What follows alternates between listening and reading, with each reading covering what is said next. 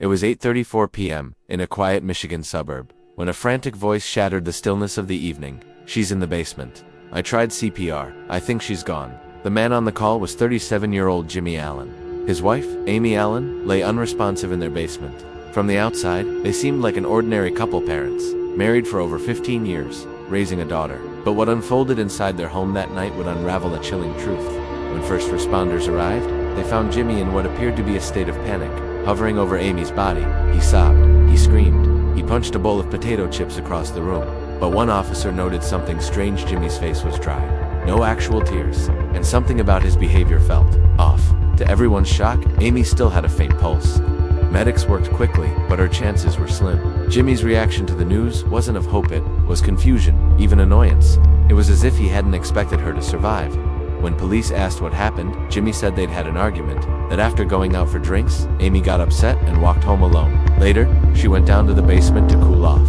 And when he checked on her 25 minutes later, she was hanging from the ceiling with an orange extension cord.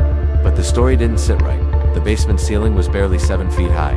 EMTs and investigators alike questioned how someone of Amy's height could physically hang themselves there. Something wasn't adding up. As detectives dug deeper, they began peeling back the layers of Jimmy and Amy's marriage. On the surface, they were a couple raising a teenager, but behind closed doors, things were much darker. Amy's family told police that Jimmy was manipulative and controlling. He monitored what Amy ate, who she talked to, and even tracked her social media. Her son Caleb, born from a previous relationship, claimed Jimmy once choked him so violently, he almost blacked out.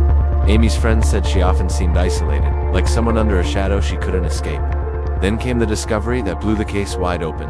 On Amy's phone, police uncovered messages to another man, George, a married man from the East Coast. The two had been involved in a secret romantic relationship for over 3 years. And the night she died, she had been texting George while sitting beside Jimmy at the bar. One of her final messages read, "I love you. I want more of you." She had told George she was ready to leave her marriage by the end of October. Investigators believe that Jimmy may have seen these messages, that he may have realized, finally, that Amy was planning to leave him and he couldn't handle the betrayal. Jimmy insisted Amy had taken her own life, but science told a different story. The medical examiner ruled Amy's death a homicide. There were no ligature marks on her neck consistent with hanging, no bruises around her collarbone or face, but the real breakthrough came from a forensic engineering test.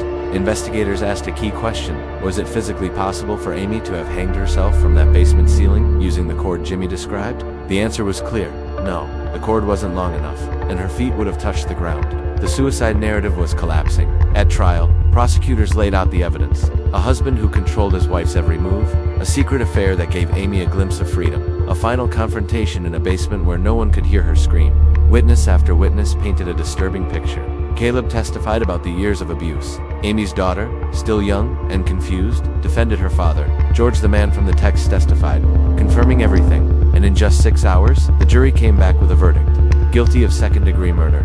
On October 21, 2021, Jimmy Allen was sentenced to 22.45 years in a Michigan prison.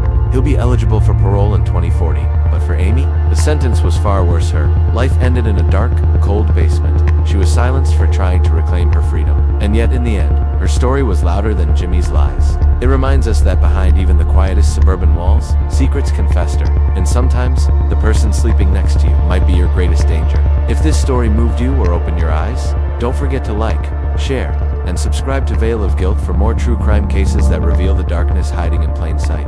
Your support helps us bring justice to forgotten voices. Drop a comment below. We read every one.